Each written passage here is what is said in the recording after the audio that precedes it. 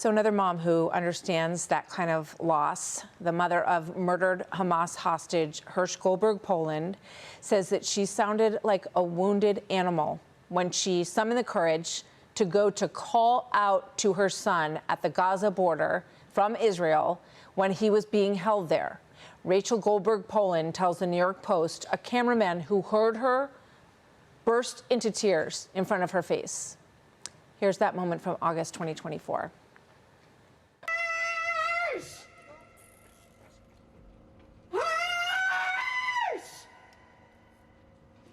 It's Mama. Hersh.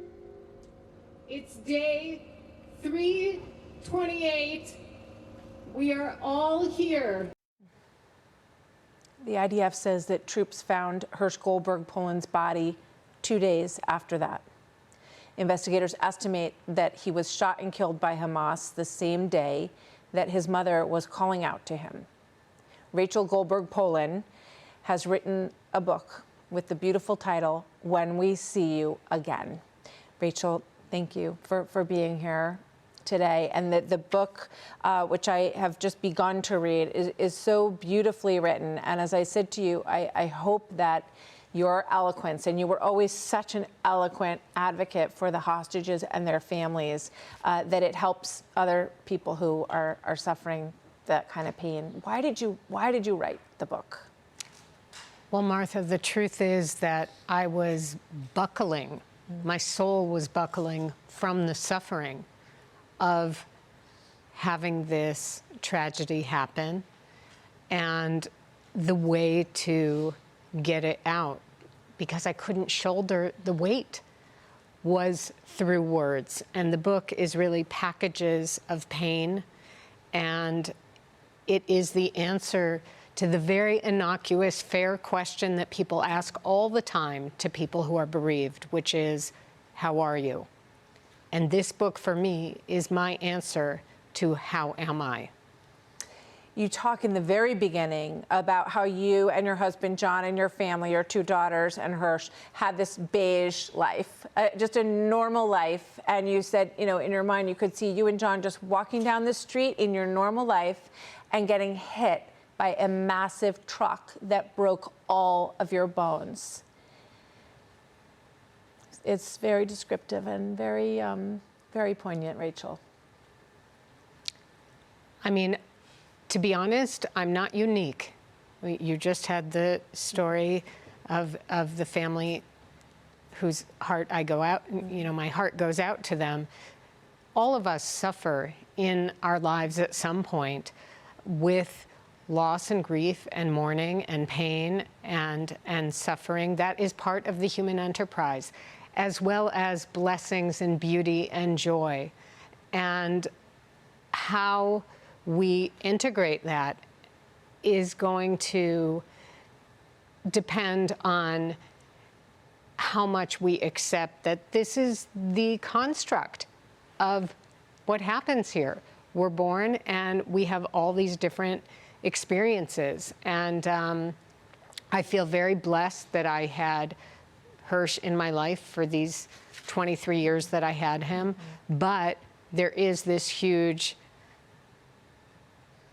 pain that will be carried with me for the rest of my life. Yeah. One of the things that must have been good for you to hear from the hostages who made it back, they talked about how Hersh held them together, how he inspired them and told them that he who has a why can bear any how. Talk to me about hearing that he was doing that in the tunnels. So several of the hostages who did make it back, thank God, alive, shared with us that Hersh was saying to them the famous quote by Viktor Frankl, who wrote the Holocaust memoir, Man's Search for Meaning. And Viktor Frankl, while he was going through the torments of hell in captivity during World War II, was quoting to himself an idea from Friedrich Nietzsche, which is this quote of, when you have a why, when you have a purpose, when you have a goal, you can bear almost any how. You can bear almost any situation. And they took that mantra that Hersh was saying and incorporated it into their everyday life while they were being held in Gaza. And what's really meaningful to John, my husband, and I, is that we now know that we can bear this why, this how, that we have been dealt, this losing of Hersh, our only son. We can bear it. We will be able to bear it because we have a purpose. And our purpose is to figure out, how do we make a difference in this life that is so messy with so many opportunities? Just a quick thought, Rachel, on whether or not people remember what happened on October 7th, because so much has happened since in Gaza and the war in Iran, and so much of it links back to Iran and the proxies that they have funded. Is it frustrating for you?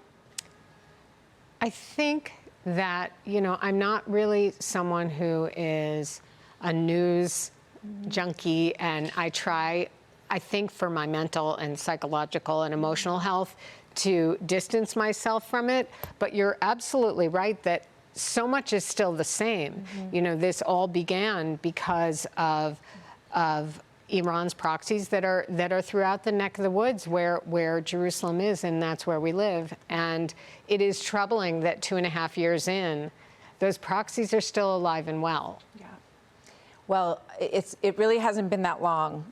Your pain is very, very fresh, and you're a poet. Your writing is beautiful, and I thank you for joining us today.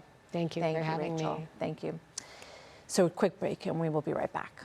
Be sure to like and subscribe for all the Fox News latest on YouTube, and catch full shows streaming now on Fox One.